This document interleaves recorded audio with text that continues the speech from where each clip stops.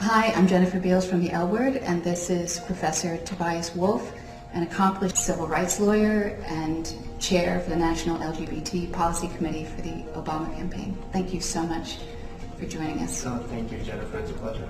First of all, I just wanted to say how truly grateful I am for all of your questions. I was completely blown away. Your passion and energy and obvious dedication to the issues was apparent in the quality of your participation. And for me, it was always inspiring to read your discussions, and I will do my best to serve you.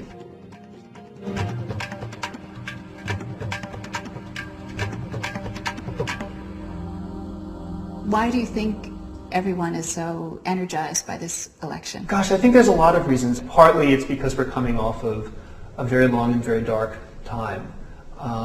And we are ready for a very different kind of government in the United States. Well, and I think also people are so excited by the historical nature of the election. You know, you could either have a woman or a man of color. Absolutely. Which I certainly never thought that I would see in my lifetime. Well, without further ado, I think we should start to get into some of the questions. Obama has said that he wants to unite everyone and that there is a moral imperative for equality. But many of our users said that they felt that LGBT issues are generally overlooked in the election because raising them is a liability.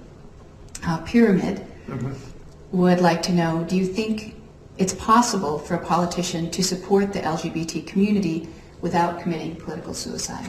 Not only is it possible, Barack has done it. And he has been a vocal and energized supporter of LGBT equality for the entire time that he's been in public office. In the state of Illinois, he was one of the chief co-sponsors, one of the primary co-sponsors on an anti-discrimination law, the Illinois Human Rights Act. It is a fully inclusive anti-discrimination law that protects against both sexual orientation and gender identity discrimination, and it protects in the employment, it protects in housing, it protects in places of public accommodation. It is one of a very small handful of the best laws of its kind in the country. Melanie asks, are there any major policy differences between Obama and Clinton on LGBT issues?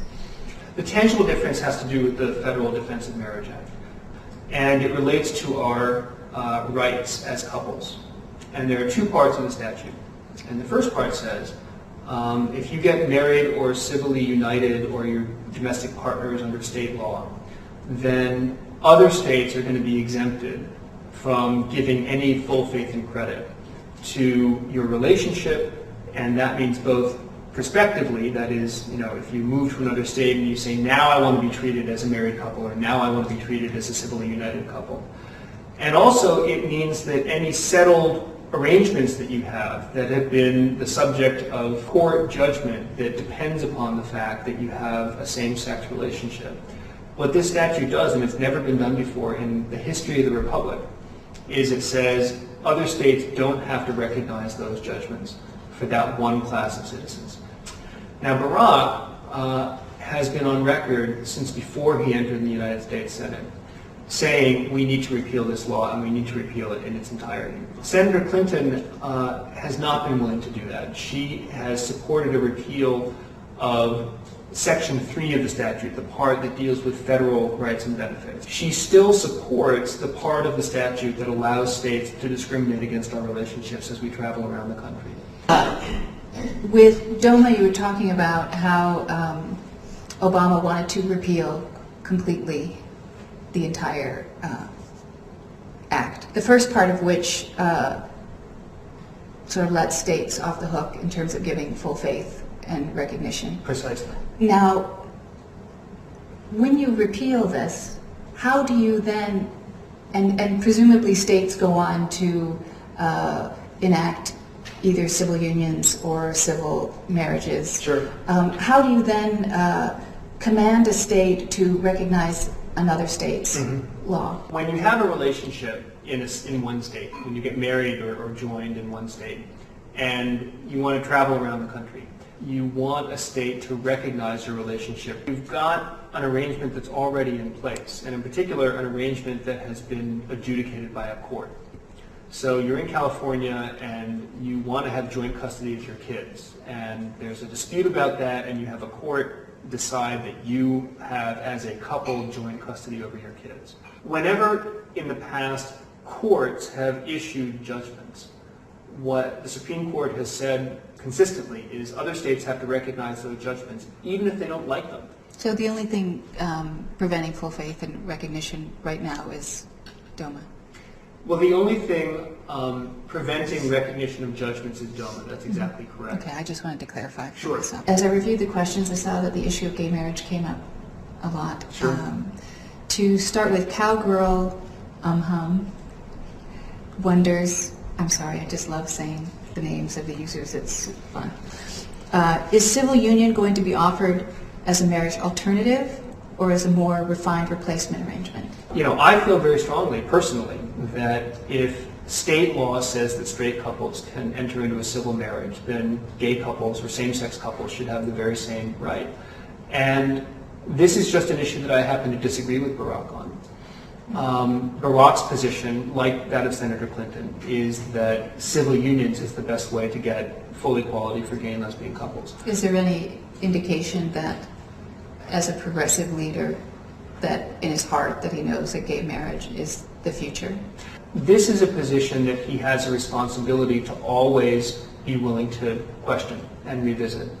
And that any time you are telling a community of folks that there's a difference, there's going to be a difference in state law, you really have to be ready to justify your position. And one of the things that Barack says in The Audacity of Hope is, this is what I believe, and this is where I am on this issue right now. But I think I have to always be prepared to revisit that. That's what he said. I just think that you can say, this is where we are right now, and this is what we need to get done. Right. And of course, there's a practicality that every politician needs to have. Right. But so much of what attracted me to him was that you had a sense of the practicality and you had a sense of the greater mission. Right. And the mission is for all of us Right. equally. Right. So you can know what there is that you need to get done, but you can have the vision for the future of what is right Mm-hmm. at the end of the day. And my question is, Right. at the end of the day, when we get past, God willing, past civil unions, is the end goal for absolute equality being marriage at the end of the day? He's actually gone on record in written statements that he's circulated to the LGBT community saying, look, if you are in a civil union or in a domestic partnership or in a civil marriage, under my administration, federal law will treat you equally and will recognize your relationship.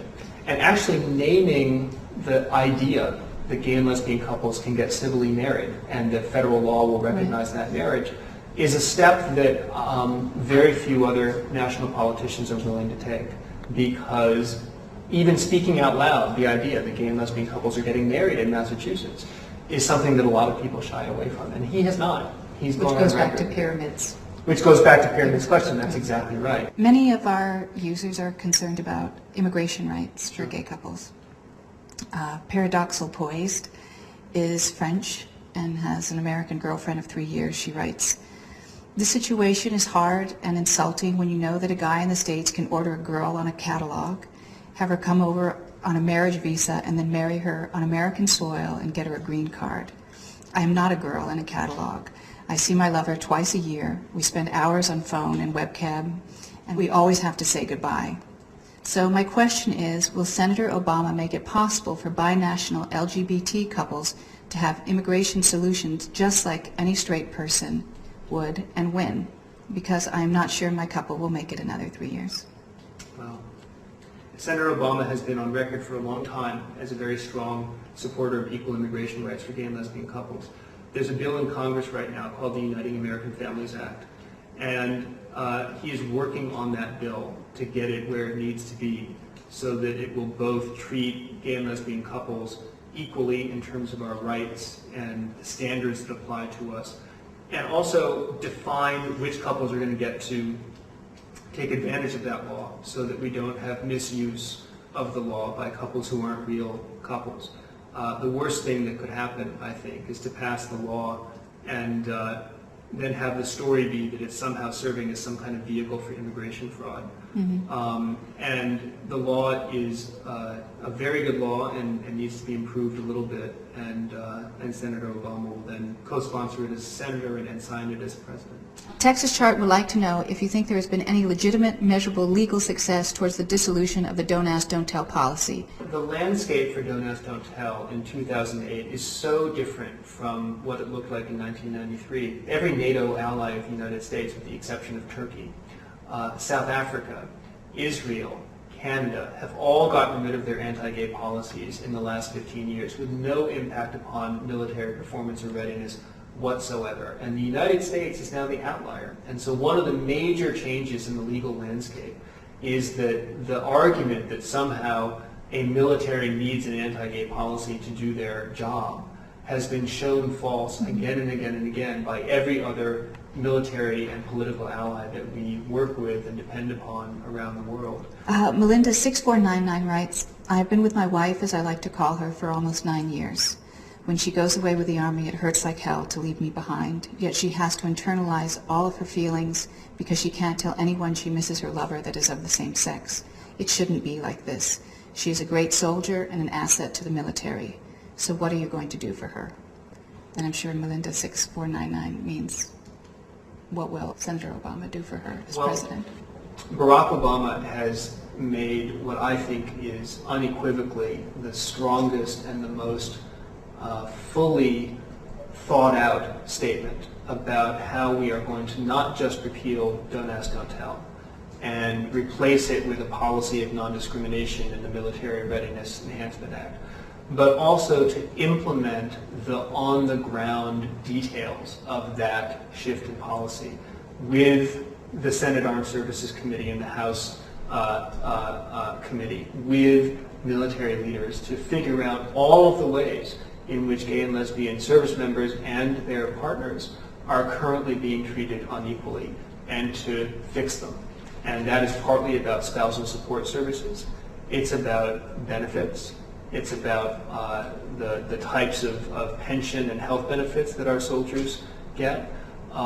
It's about getting gay and lesbian service members who have been kicked out under that old policy to be able to re-access into the military, to come back if they otherwise have clean records and it was just this discriminatory policy that booted them out.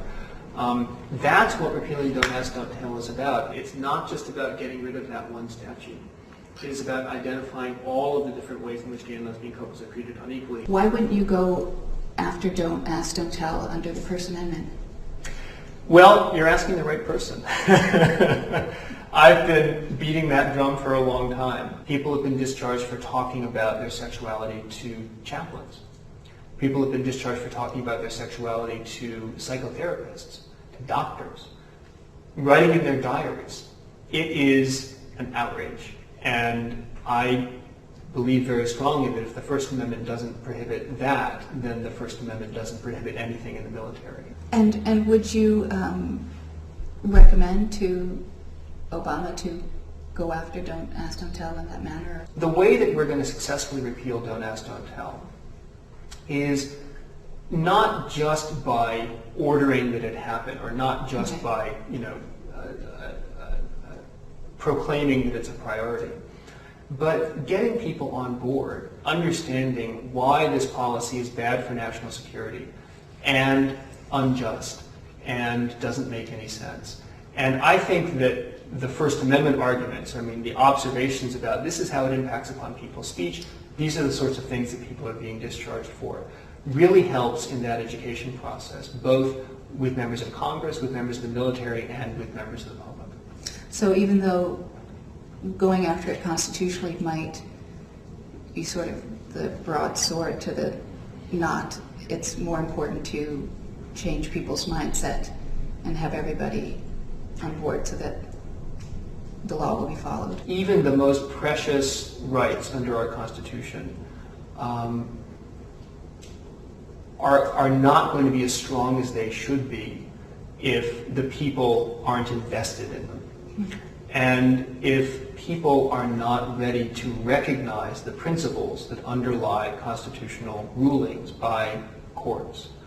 And I'll tell you, one of the things that I find so exciting about this year and about Barack Obama's campaign is that he's getting people excited about principles. And as a follow-up, Beals asked what rights would be given to the partners of gay and lesbian soldiers who die in action.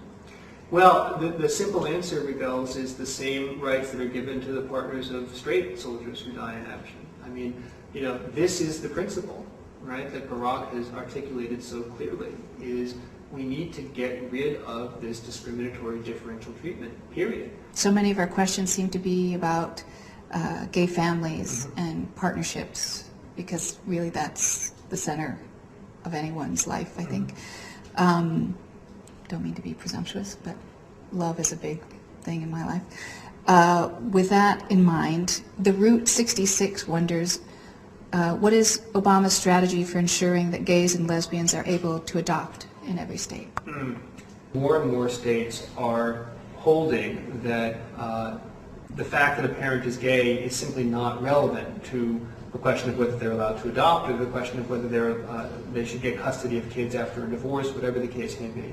And Barack has been strongly on record saying that not just relationship rights in terms of the couple, but adoption rights and custodial rights for kids should be completely equal for gay and straight alike.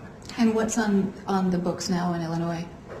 Illinois, gosh, that's a good question. Because I'm just thinking, if he was the senator, I wanted to know, Sure. Did he do anything about it, and was there any need to do anything about it? Sure. My guess is no. Illinois is one of the states that has been, partly because of leadership of people like Barack Obama, has been very good about getting rid of the old discriminatory laws and rulings of the past.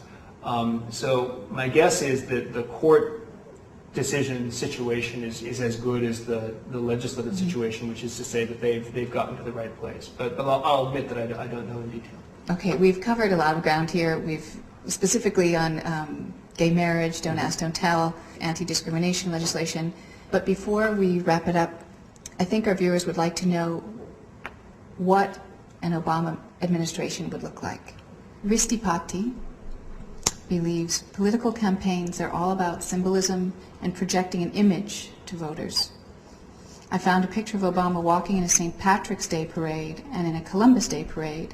I want to know if he's ever marched in a gay pride parade. Absolutely, yes. And in fact, he marched in the gay pride parade in Chicago when he was a candidate for the United States Senate. Darling Gray 0112 asks, who's on Obama's short list, the administration that will help him acquire, facilitate, and respond to policies, issues, and crises? That's just as important to me as who the leader is. Sure. What Barack has always said when he gets questions about appointments, and I think it's the right answer, is that first let's see who the nominee is, and then maybe it'll be time to start talking about potential appointments. Having said that, Barack's campaign is full of LGBT folks in positions of great influence and responsibility. His deputy campaign manager, the man who's responsible for running the states of Iowa and New Hampshire and Nevada and South Carolina in the early part of the process, and who is now one of the principal decision makers in every single one of the key primaries, is a gay man. And his name is? His name is Steve Hildebrand. The two chief fundraisers, the fundraisers who are in charge of the entire Western District of the United States, are this fantastic Los Angeles couple who are gay. Who led me to you. Who led you to me, that's exactly right. There are folks at the mid-level, there are folks at the grassroots level, and that's always been true for Barack's entire career. And that array of expertise is, I think, a beautiful sort of preview of the kind of administration that Barack Obama is going to put together as President of the United States. I think for me what's interesting about this campaign is that it's so clearly a grassroots campaign. Absolutely. And that the psychology of politics has changed, that the pronoun is we. Yes. That someone can lead, but they also expect to be led by the people, and that it is a symbiotic relationship. there's a call to the politics of hope, not as a pie in the sky kind of ideology or, messianic kind of mantra. It is a call to be all that you can be. I feel like he makes a promise that he will try to be all that he can be and listen to all sides, and not everybody will hear what they want to hear all the time, but that he will try to bring everybody to the table as best he can. But it is also incumbent upon us to be the best that we can be, because he cannot get it done by himself. And that's one of the things that's the most moving to me. I'll tell you, I completely agree, and I'll tell you what, among the many inspiring things about this campaign and about this man, what I find most inspiring is his constant willingness to challenge America and to challenge the people that he is speaking to, and to say to an audience, I am here to tell you what you can be, and to encourage you to start stepping up to the plate and being the change that we have been waiting for, and to become active and engaged citizens, and to take responsibility for figuring out what kind of America you want to live in. Thank you so much for being here. Thank you, Jennifer. It was really a pleasure. And thank you so much again for all of your questions and being part of this process. And I can only hope that no matter who the candidate is, that you continue your enthusiasm and you continue your passion and your energy for the betterment of all of us. According to a report published by the National Gay and Lesbian Task Force, over 60% of transgendered people face violence in their lives. Yeah. That said, Crab Q asks, when will the LGBT community be included in all federal hate crime legislation?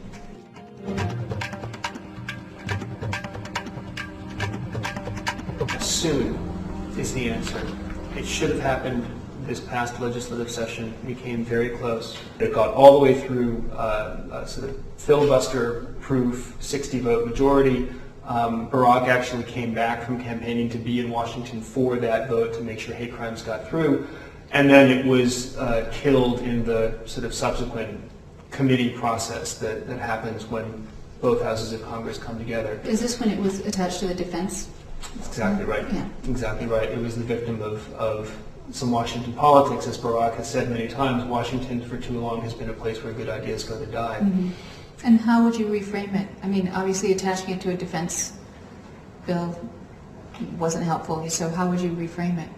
I'm not an expert on legislative strategy, and it's something that frankly makes my head spin when I try to wrap my mind around it.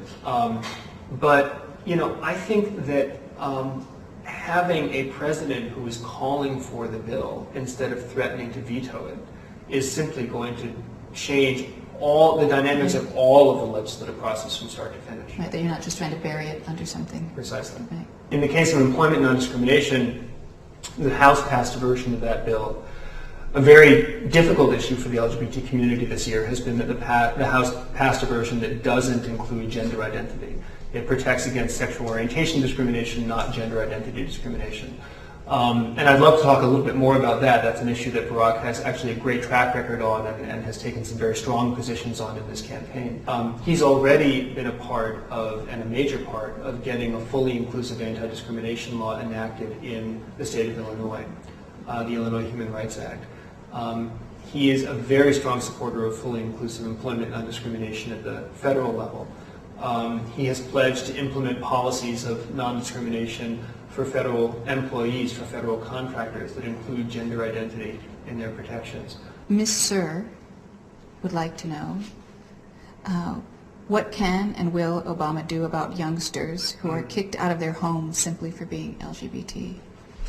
Like so much else having to do with youth and families, these issues get dealt with at the state level. And once again, it's just how our government is structured. But what Congress can do is to make funds available, and to make funds available that specifically address the issue of LGBT discrimination. And it is an issue that, frankly, I think has not been as much a part of the national discussion about LGBT issues as it should.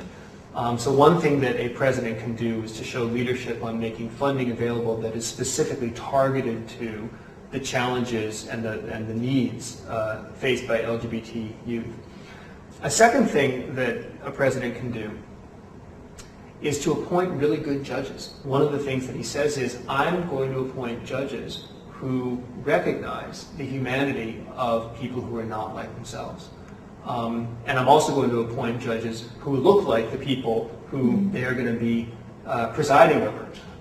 So that explicitly means that he would look to nominating someone who is gay? Absolutely, and it's about time.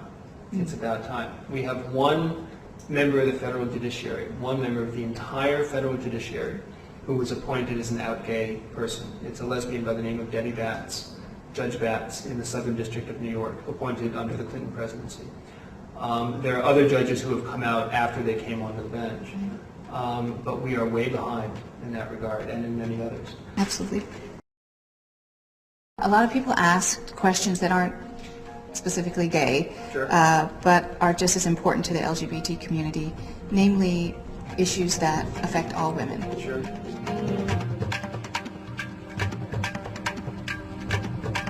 Farm NC asks, I have signed up to our chart specifically to pose questions for Mr. Wolff. For the record, I am a Hillary supporter. When I look at my nieces and tell them they can be anything, including president, they want to be, I want to believe it too. Senator Obama is charismatic and an eloquent orator, but I am still not convinced of the substance behind the beautiful words. If elected and the need should arise to nominate a Supreme Court Justice, John Paul Stevens is 88 years old, would Senator Obama consider a woman? Would the nominee's support or opposition to Roe v. Wade play a role in his decision process? Yes and yes. I can tell you unequivocally that Senator Obama will consider women for the Supreme Court, and in fact, my guess is that having more than one woman on the Supreme Court will be something that he will take very seriously. He's had a 100% rating on reproductive rights for his entire legislative career. He was giving an interview at one point in which he was asked about the issue of Supreme Court justices and what types of intellectual qualities he would look for in a Supreme Court justice. And he offered some criticisms of recent decisions of the Supreme Court. And one of the decisions that he picked out to criticize was the decision in which the Supreme Court upheld the first federal restriction on abortions ever. It's an issue, not just abortion, but late-term abortion, which, once again, is supposed to be politically sensitive. You're not supposed to bring it up if you don't have to. And when asked a very general question about what kind of Supreme Court justices he would want to appoint, Barack identified that decision as one of the examples of bad judicial craftsmanship that he would seek to undo with his Supreme Court appointments. One of Barack's early accomplishments in the Illinois state legislature was in welfare reform. In 1996, of course, President Bill Clinton signed into law the Welfare Reform Act, which, as he boldly pronounced, ended welfare as we knew it. Well, one of the things that often gets missed in that discussion of welfare reform is that poverty is a women's issue. The people in this country who are disproportionately poor and suffer from the effects of poverty are women. And right after Barack was, the first session that Barack joined the Illinois state legislature was in the wake of the Welfare Reform Act, and the legislature had to address the question, how are we going to administer this welfare system, which is now a state responsibility? And Barack was instrumental in putting into place reforms that would deal with problems of transportation, deal with problems of provision of services that were the real obstacles for poor and low-income folks in Illinois to be able to continue having stable and healthy lives. And women were the primary beneficiaries of that. I just was going to ask if Senator Obama had any women in key positions working in his campaign. Well, sure. The chief of fundraising for the entire campaign is a formidable woman by the name of Penny Pritzker. Barack's chief advisor, I mean, the person who travels with him constantly, is his closest confidant, I think it is fair to say, is an extraordinary force of nature by the name of Valerie Jarrett. The head of domestic policy for his entire campaign is a woman by the name of Heather Higginbottom. The head of legal policy for his campaign is a talented young woman by the name of Danielle Gray. There are women up and down the campaign, left and right in the campaign. It is a campaign that is driven by both sexes. Clearly, Barack has done a lot to defend women in his own state, but we have some users who want to know how he would protect women in other countries, if that is appropriate, which I think it is for the President of the United States. Minnie Zlata asks, genital mutilation and the systematic rape, beating, and even murder are used in some countries to control and humiliate women. Would Obama write and support legislation that would grant asylum to women whose lives are threatened with this type of gender-related violence in their own countries? There is a treaty called the Convention for the Elimination of All Forms of Discrimination Against Women, CEDAW. And CEDAW is a treaty that has been signed into law by almost every industrialized nation and many non-industrialized nations, probably every industrialized nation and many non-industrialized nations around the world. I think the number of signatories to this treaty is in the 130 or 40 range, maybe even more. The United States has not ratified that treaty. And it is one among many examples of the United States being well behind in the role that we should be playing as leaders for human rights in the international field as well as at home. Barack has long since publicly called for the ratification of CEDAW by the United States and actually renewed that call as recently as I think earlier this week. What is the excuse given for not ratifying it? Well, the United States seems to have a troubled relationship with international obligations up and down the line. If they don't involve oil. If they don't involve oil, that's right. I don't know the answer to that, but what I do know is that on issues of the trafficking of women, on issues of setting an example for eliminating forms of discrimination internationally, on the issue of genocide and practices of genocide, which systematic rape can very much be. Barack has been a leader both in the statements that he makes and also in the positions that he takes. Norta writes, I've been with my partner for almost 5 years. My employer allows me to claim her so that I can put her on my insurance, but I have to pay much higher costs than married couples do. I am not looking for marriage. I am looking for some equality in this arena. What are your plans to help out the community with these inequalities? I realize this is also a state-level issue, but as the head of government, you help to influence policy. I'd like to hear once and for all where you land on this issue. One of the things that gay and lesbian couples are facing around the country, and my guess is that Norta is partly talking about this, is that even if you can get healthcare benefits through your partner at work because there's a civil union statute or because you're simply one of the many, many, many corporations that have figured out that it's good business to support and affirm your gay and lesbian employees, you still face discrimination from the federal government. Married couples are given a special exemption. When you're an employee and your spouse is covered through your health plan, that's a benefit to you, of course. You're getting monetary value for that health plan, but it's not taxed because the tax code says, you know, we're going to exempt that because it's obviously good public policy. Unless you're a gay or lesbian couple. If you're a gay or lesbian couple, then your spousal health benefits get taxed as so-called imputed income. And so some dollar figure is attached to what these benefits are worth, and then you pay income tax on it. And so even if your state is doing everything right by you and you're getting benefits as a result, the federal government is still taxing those benefits. Barack Obama is a co-sponsor on it's a long title, the Domestic Partners and Health Plan Beneficiaries Act of 2007. which would eliminate this inequality in the tax code. And that is a fix for this particular issue. Norta's question was, once and for all, where does Barack come down on this issue? And the answer is fully on the side of equality.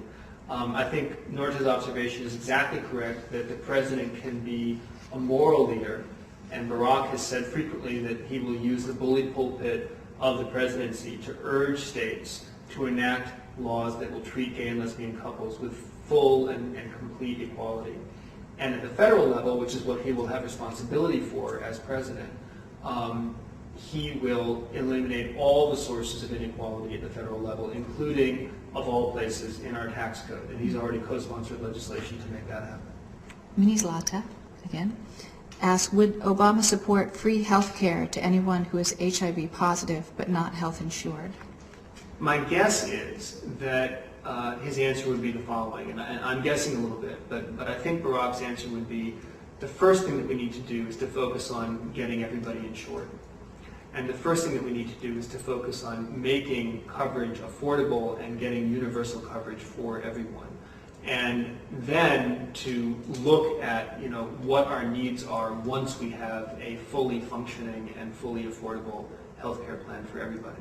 There's a few things that we need to really embrace if we want to tackle HIV and AIDS in a serious way. First is funding. And the Ryan White CARE Act, which is the principal federal vehicle for providing money to states so that states can provide services to HIV positive people and people with AIDS, is a very good bill which has been underfunded for practically its entire existence. And the Bush administration has not been a friend of that bill, to say the least. Barack has called for funding for domestic HIV to be at the level of $50 billion by the year 2013. That the funding will be spaced out over the course of 5 years to a total of $50 billion just for domestic AIDS services alone, which is really the sort of high watermark for what HIV and AIDS organizations are calling for. In addition, he has supported legislation, co-sponsored legislation, that would make condoms and prophylaxis available to prisoners. He has supported legislation that would provide housing for low-income folks with HIV and AIDS who are in danger of losing their housing. Barack was instrumental in getting enacted into law a statute in Illinois that authorizes pharmacists to give clean needles in very small numbers, I think 20 is the number, to IV drug users who are in danger of transmitting HIV or of contracting HIV. And needle exchange programs are supposed to be political kryptonite, right? I mean, LGBT folks, never mind us, what about all those drug users? How can you possibly be doing good public health policy that has this kind of tie-in to the drug use community? Barack got it done in Illinois. That bill has resulted in the single largest drop in HIV transmission rates among IV drug users in the state of Illinois since the epidemic began. Every facet of the problem is one that he has worked on, one that he has supported legislation on. Thank you so much for being here. Thank you, Jennifer. It was really, really a pleasure.